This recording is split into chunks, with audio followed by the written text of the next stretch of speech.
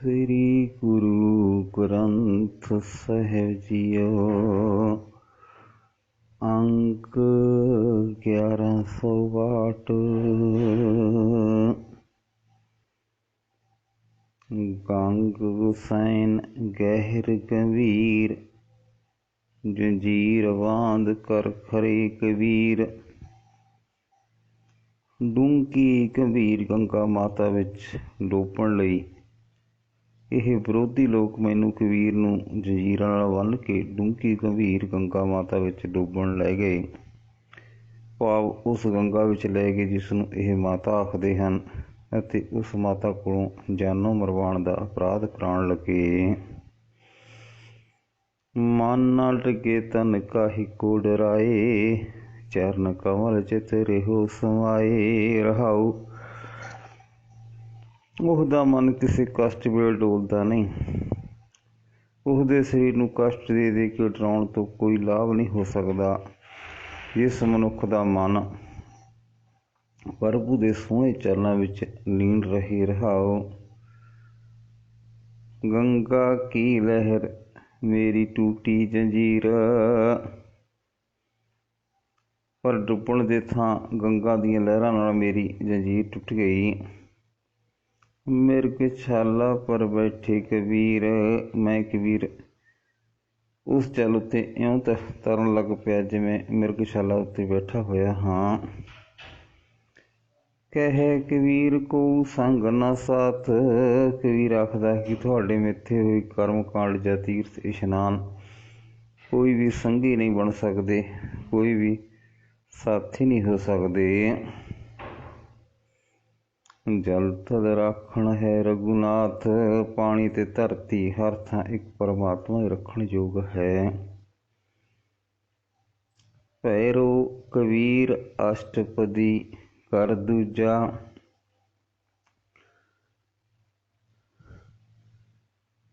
ਇੱਕ ਓਂਕਾਰ ਸਤਿਗੁਰ ਪ੍ਰਸਾਦ।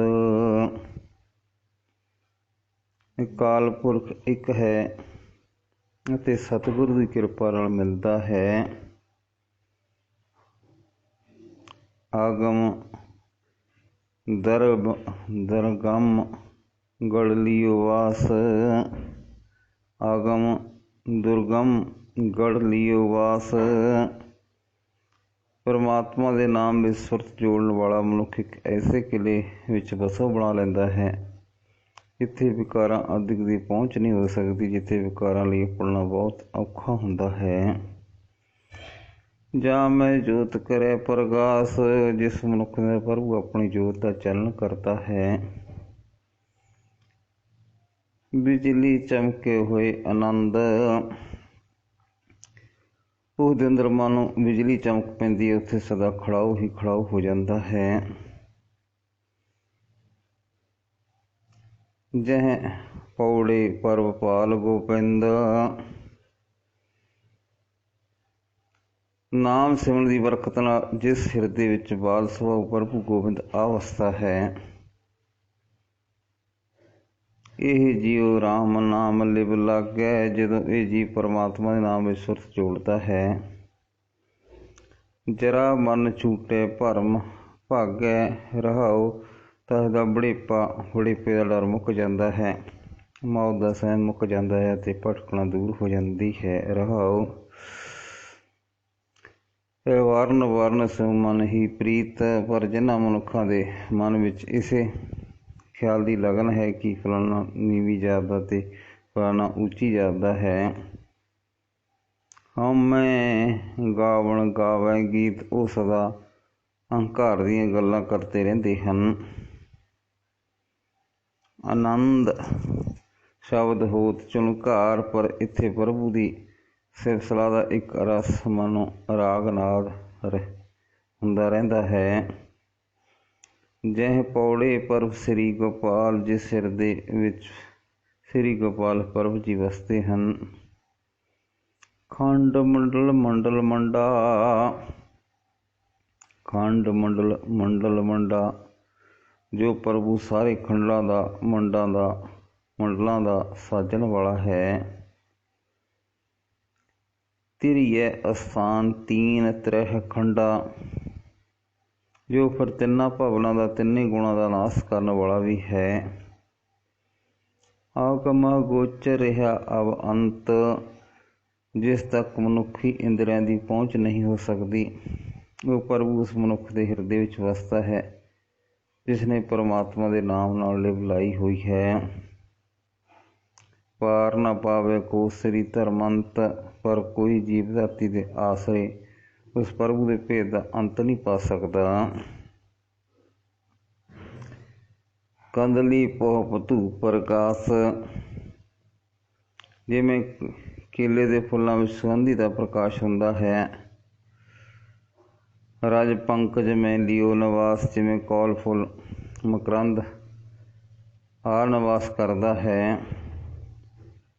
ਦੁਆਦਸ ਦਲ ਅਵ ਅੰਤਰਮੰਤ, ਪੂਰਨ ਤੌਰ 'ਤੇ ਖਿੜੇ ਹੋਏ ਉਸ ਮਨੁੱਖ ਦੇ ਹਿਰਦੇ ਵਿੱਚ ਪ੍ਰਭੂ ਦਾ ਮੰਤ ਇਉਂ ਵਸ ਰਿਹਾ ਹੈ ਜਿਹ ਪੋਲੇ ਸ੍ਰੀ ਕਮਲਾ ਕੰਤ, ਜਿਸ ਹਿਰਦੇ ਵਿੱਚ ਸਿਮਰਨ ਦੀ ਬਰਕਤ ਨਾਲ ਮਾਇਆ ਦਾ ਪਤੀ ਪ੍ਰਭੂ ਆਵਸਥਾ ਹੈ। ਅਰ ਦੁਰਦ ਮੁਖ ਲਾਗੋ ਕਾਸ, ਜੋ ਮਨੁੱਖ ਪ੍ਰਭੂ ਦੇ ਨਾਮ ਵਿੱਚ ਲਿਵ ਲਾਉਂਦਾ ਹੈ ਉਸਨੂੰ ਆਕਾਸ਼ ਪਤਾਲ ਹਰ ਥਾਂ ਪ੍ਰਭੂ ਦਾ ਹੀ ਪ੍ਰਕਾਸ਼ ਦਿਸਦਾ ਹੈ।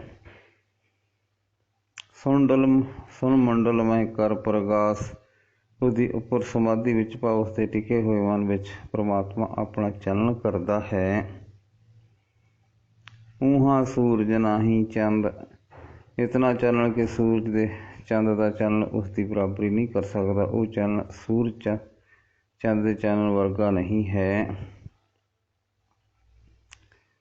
ਆਦ ਨਿਰੰਜਨ ਕਰੇ ਆਨੰਦ, ਸਾਰੇ ਜਗਤ ਦਾ ਮੂਲ ਮਾਇਆ ਰਹਿਤ ਪ੍ਰਭੂ ਉਸਦੇ ਹਿਰਦੇ ਵਿੱਚ ਉਮਾ ਪੈਦਾ ਕਰਦਾ ਹੈ। ਸੋ ਬ੍ਰਹਮੰਡ ਪਿੰਡ ਸੋ ਜਾਣ, ਉਹ ਮਨੁੱਖ ਲਿਵ ਦੀ ਬਰਕਤ ਨਾਲ ਸਾਰੇ ਜਗਤ ਵਿੱਚ ਉਸੇ ਪ੍ਰਭੂ ਨੂੰ ਪਛਾਣਦਾ ਹੈ ਜਿਸ ਨੂੰ ਆਪਣੇ ਸਰੀਰ ਵਿੱਚ ਵਸਦਾ ਵੇਖਦਾ ਹੈ।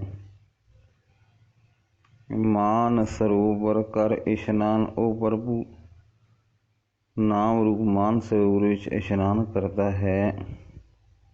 ਸੋਹੰਗ ਸੋ ਜਾਂ ਕੋ ਹੈ ਜਾਪ, ਜਿਸ ਮਨੁੱਖ ਦੇ ਹਿਰਦੇ ਵਿੱਚ ਸਦਾ ਇਹ ਲਗਨ ਹੈ ਕਿ ਉਹ ਪ੍ਰਭੂ ਦੇ ਤੇ ਮੈਂ ਇੱਕ ਹਾਂ, ਭਾਵ ਮੇਰੇ ਅੰਦਰ ਪ੍ਰਭੂ ਜੀ ਦੀ ਜੋਤ ਵਸ ਰਹੀ ਹੈ। ਸੋਹੰਗ ਸੋ ਜਾਂ ਕੋ ਹੈ ਜਾਪ, ਜਾਂ ਕੋ ਲਿਪਤ ਨਾ ਹੋਏ ਪੁੰਨ ਅਰ ਪਾਪ, ਇਹ ਲਗਨ ਦੀ ਬਰਕਤ ਨਾਲ ਜਿਸ ਉੱਤੇ ਨਾ ਪੁੰਨ ਨਾ ਪਾਪ ਕੋਈ ਵੀ ਪ੍ਰਭਾਵ ਪਾ ਨਹੀਂ ਸਕਦਾ, ਭਾਵ ਜਿਸ ਨੂੰ ਨਾ ਕੋਈ ਪਾਪ ਵਿਕਾਰ ਖਿੱਚ ਪਾ ਸਕਦੇ ਹਨ ਅਤੇ ਨਾ ਹੀ ਪੁੰਨ ਕਰਮ ਦੇ ਫਲਾਂ ਦੀ ਲਾਲਸਾ ਹੈ, ਉਸ ਦੀ ਲਿਵ ਪਰਮਾਤਮਾ ਨਾਲ ਜੁੜੀ ਜਾਣੋ। ਐ ਵਰਨ ਘਾਮ ਨਹੀਂ ਸ਼ਾਮ, ਉਸ ਮਨੁੱਖ ਦੇ ਅੰਦਰ ਕਿਸੇ ਉੱਚੀ ਨੀਵੀਂ ਜ਼ਿਆਦਾ ਵਿਤਕਰਾ ਨਹੀਂ ਰਹਿੰਦਾ, ਕੋਈ ਦੁੱਖ ਸੁੱਖ ਉਸ ਨੂੰ ਨਹੀਂ ਵਿਆਪਦੇ। ਆਵਰ ਨਾ ਪਾਈਏ ਗੁਰ ਕੀ ਸ਼ਾਮ, ਪਰ ਇਹ ਆਤਮਿਕ ਹਾਲਤ ਗੁਰੂ ਦੀ ਸ਼ਰਨ ਪਿਆ ਮਿਲਦੀ ਹੈ, ਕਿਸੇ ਹੋਰ ਥਾਂ ਤੋਂ ਨਹੀਂ ਮਿਲਦੀ ਹੈ। ਟਾਰੀ ਨਾ ਟਰੇ ਆਵੇ ਨਾ ਜਾਏ, ਇਹ ਅਵਸਥਾ ਕਿਸੇ ਦੀ ਹਟ ਨਹੀਂ ਸਕਦੀ, ਸਦਾ ਕਾਇਮ ਰਹਿੰਦੀ ਹੈ। ਸੁਨ ਸਹਿਜ ਮੈਂ ਰਹੋ ਸਮਾਏ, ਲਿਵ ਦਾ ਸਦਕਾ ਉਹ ਮਨੁੱਖ ਸਦਾ ਅਪਰ ਅਵਸਥਾ ਵਿੱਚ ਟਿਕਿਆ ਰਹਿੰਦਾ ਹੈ, ਸਹਿਜ ਅਵਸਥਾ ਵਿੱਚ ਜੁੜਿਆ ਰਹਿੰਦਾ ਹੈ। ਮਨ ਮਦ ਜਾਣੇ ਜੇ ਕੋਏ, ਜੋ ਮਨੁੱਖ ਪ੍ਰਭੂ ਨੂੰ ਆਪਣੇ ਮਨ ਵਿੱਚ ਅਵਸਥਾ ਪਛਾਣ ਲੈਂਦਾ ਹੈ। ਜੋ ਬੋਲੇ ਸੋ ਆਪੇ ਹੋਏ, ਜੋ ਮਨੁੱਖ ਪ੍ਰਭੂ ਦੀ ਸਿਫਤ ਸਲਾਹ ਕਰਦਾ ਹੈ ਉਹ ਪ੍ਰਭੂ ਦਾ ਰੂਪ ਹੋ ਜਾਂਦਾ ਹੈ। ਜੋਤ ਅੰਮ੍ਰਿਤ ਮਨ ਅਸਥਿਰ ਕਰੇ, ਜੋ ਮਨੁੱਖ ਗੁਰੂ ਦੇ ਸ਼ਬਦ ਦੇ ਰਾਹੀਂ ਪ੍ਰਭੂ ਦੀ ਜੋਤ ਨੂੰ ਆਪਣੇ ਮਨ ਵਿੱਚ ਪੱਕਾ ਕਰਕੇ ਟਿਕਾ ਲੈਂਦਾ ਹੈ। ਕਹੇ ਕਬੀਰ ਸੋ ਪ੍ਰਾਣੀ ਤਰੇ, ਕਬੀਰ ਆਖਦਾ ਹੈ ਕਿ ਉਹ ਸੰਸਾਰ ਸਮੁੰਦਰ ਤੋਂ ਪਾਰ ਲੰਘ ਤਰ ਜਾਂਦਾ ਹੈ। ਕੋਟ ਸੂਰਜਾਂ ਕੇ ਪ੍ਰਕਾਸ਼, ਮੈਂ ਉਸ ਪ੍ਰਭੂ ਦੇ ਦਰ ਤੋਂ ਮੰਗਦਾ ਹਾਂ ਜਿਸ ਦੇ ਅੰਦਰ ਧਰਤੀ ਕਰੋੜਾਂ ਸੂਰਜ ਚਾਨਣ ਕਰ ਰਹੇ ਹਨ। ਕੋਟ ਮਹਾਦੇਵ ਕਬਲਾਸ, ਜਿਸ ਦੇ ਦਰ ਤੇ ਕਰੋੜਾਂ ਸ਼ਿਵ ਜੀ ਦੇ ਕਲਾਸ ਹਨ। ਦੁਰਗਾ ਕੋਟ ਜਾਂ ਕੇ ਮਰਦਨ ਕਰੈ, ਦੁਰਗਾ ਵਰਗੀਆਂ ਕਰੋੜਾਂ ਹੀ ਦੇਵੀਆਂ ਜਿਸ ਦੇ ਚਰਨਾਂ ਦੀ ਮਾਲਸ਼ ਕਰ ਰਹੀਆਂ ਹਨ। ਬ੍ਰਹਮਾ ਕੋਟ ਵੇਦ ਉਚਰੈ, ਅਤੇ ਕਰੋੜਾਂ ਹੀ ਬ੍ਰਹਮਾ ਜਿਸ ਦੇ ਦਰ ਤੇ ਵੇਦ ਉਚਾਰ ਰਹੇ ਹਨ। ਜੋ ਜਾਚੋ ਤਿਉ ਕੇਵਲ ਰਾਮ, ਮੈਂ ਜਦੋਂ ਵੀ ਮੰਗਦਾ ਹਾਂ ਸਿਰਫ ਪ੍ਰਭੂ ਦੇ ਦਰ ਤੋਂ ਮੰਗਦਾ ਹਾਂ। ਆਨ ਦੇਵ ਸੋ ਨਾਹੀ ਕਾਮ, ਮੈਨੂੰ ਕਿਸੇ ਹੋਰ ਦੇਵਤੇ ਨਾਲ ਕੋਈ ਕਰਜ਼ ਨਹੀਂ ਹੈ। ਰਹਾਓ। ਕੋਟ ਚੰਦਰਮੈ ਕਰੈ ਚਿਰਾਗ, ਮੈਂ ਉਸ ਪ੍ਰਭੂ ਦਾ ਜਾਚਕ ਹਾਂ ਜਿਸ ਦੇ ਦਰ ਤੇ ਕਰੋੜਾਂ ਚੰਦਰਮਾ ਰੋਸ਼ਨੀ ਕਰਦੇ ਹਨ। ਸੂਰਤ 33 ਜਵੇਹ ਪਾਕ, ਜਿਸ ਦੇ ਦਰ ਤੇ 33 ਕਰੋੜ ਦੇਵਤੇ ਭੋਜਨ ਛਕਦੇ ਹਨ। ਨਵ ਗ੍ਰਹਿ ਕੋਟ ਠਾਢੇ ਦਰਬਾਰ, ਕਰੋੜਾਂ ਹੀ 9 ਗ੍ਰਹਿ ਜਿਸ ਦੇ ਦਰਬਾਰ ਵਿੱਚ ਖਲੋਤੇ ਹੋਏ ਹਨ। ਧਰਮ ਕੋਟ ਜਾਂ ਕੇ ਪਰਤਹਾਰ, ਅਤੇ ਕਰੋੜਾਂ ਹੀ ਧਰਮਰਾਜ ਜਿਸ ਦੇ ਦਰਬਾਨ ਹਨ। ਪਾਵਨ ਕੋਟ ਚੁਬਾਰੇ ਫਿਰਹਿ, ਮੈਂ ਕੇਵਲ ਉਸ ਪ੍ਰਭੂ ਦੇ ਦਰ ਦਾ ਮੰਗਤਾ ਹਾਂ ਜਿਸ ਦੇ ਚੁਬਾਰੇ ਉੱਤੇ ਕਰੋੜਾਂ ਹਵਾਵਾਂ ਚੱਲਦੀਆਂ ਹਨ।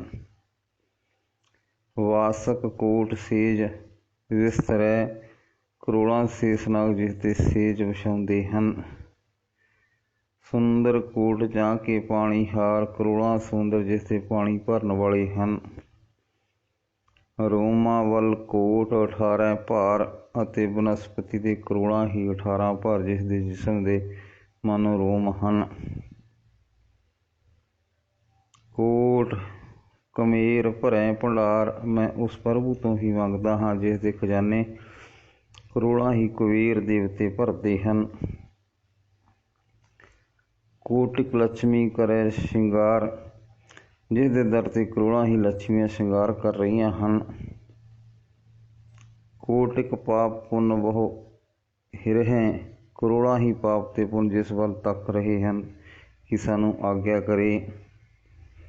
ਇੰਦਰ ਕੋਟ ਜਾਂ ਕੇ ਸੇਵਾ ਕਰੈ, ਅਤੇ ਕਰੋੜਾਂ ਹੀ ਇੰਦਰ ਦੇਵਤੇ ਜਿਸ ਦੇ ਦਰ ਤੇ ਸੇਵਾ ਕਰ ਰਹੇ ਹਨ। 56 ਕੋਟ ਜਾਂ ਕੇ ਪ੍ਰਤਿਹਾਰ, ਮੈਂ ਕਰੋੜਾਂ ਉਸ ਗੋਪਾਲ ਦਾ ਜਾਚਕ ਹਾਂ ਜਿਸ ਦੇ ਦਰ ਤੇ 56 ਕਰੋੜ ਬਲਦ ਦਰਬਾਰ ਹਨ। ਨਗਰੀ ਨਗਰੀ ਖਿਲਤ ਅਪਾਰ, ਤੇ ਜੋ ਥਾਂ ਥਾਂ ਤੇ ਚਮਕ ਰਹੇ ਹਨ।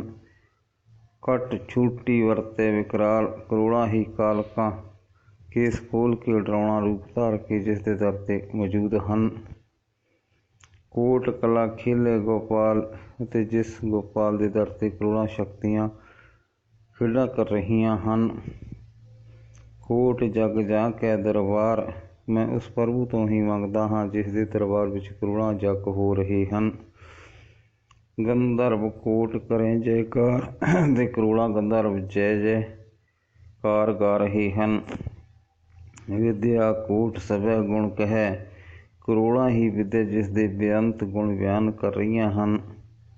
ਤੋ ਪਾਰ ਬ੍ਰਹਮ ਕਾ ਅੰਤ ਨਾ ਲਹੈ, ਪਰ ਫਿਰ ਵੀ ਪਰਮਾਤਮਾ ਦੇ ਗੁਣਾਂ ਦਾ ਅੰਤ ਨਹੀਂ ਪਾ ਸਕਦੀਆਂ।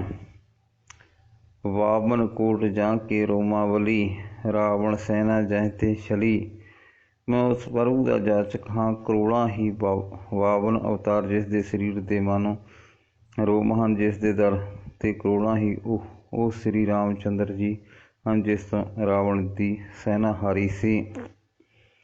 ਸੈਂਸ ਕੋਟ ਬਹੁ ਕਹਿਤ ਪੁਰਾਨ, ਜਿਸ ਦੇ ਦਰ ਤੇ ਕਰੋੜਾਂ ਹੀ ਉਹ ਕ੍ਰਿਸ਼ਨ ਜੀ ਦਾ ਹਨ ਜਿਸ ਨੂੰ ਭਗਵਾਨ ਪੁਰਾਣ ਬਿਆਨ ਕਰ ਰਿਹਾ ਹੈ। ਦੁਰਯੋਧਨ ਕਾ ਮਿਥਿਆ ਮਾਨ, ਜਿਸ ਨੇ ਦੁਰਯੋਧਨ ਦਾ ਅਹੰਕਾਰ ਤੋੜਿਆ ਸੀ। ਗੰਧਰਵ ਕੋਟ ਜਾਂ ਕੇ ਲਵੇ ਨਾ ਧਰਹਿ, ਮੈਂ ਉਸ ਤੋਂ ਮੰਗਦਾ ਜਿਸ ਦੀ ਸੁੰਦਰਤਾ ਦੀ ਬਰਾਬਰੀ ਉਹ ਕਰੋੜਾਂ ਕਾਮਦੇਵ ਵੀ ਨਹੀਂ ਕਰ ਸਕਦੇ। ਅੰਤਰ ਅੰਤਰ ਮਨਸਾ ਹਰੈ, ਜੋ ਨਿਤ ਜੀਵਾਂ ਦੇ ਹਿਰਦੇ ਦੀ ਅੰਦਰਲੀ ਵਾਸ਼ਨਾ ਚਲਾਉਂਦੇ ਰਹਿੰਦੇ ਹਨ। ਕਹਿ ਕਬੀਰ ਸੁਨ ਸਾਰੰਗ ਪਾਨ, ਕਬੀਰ ਆਖਦਾ ਹੈ ਧਨ ਧਨੁਖਧਾਰੀ ਪ੍ਰਭੂ ਮੇਰੀ ਬੇਨਤੀ ਸੁਣ।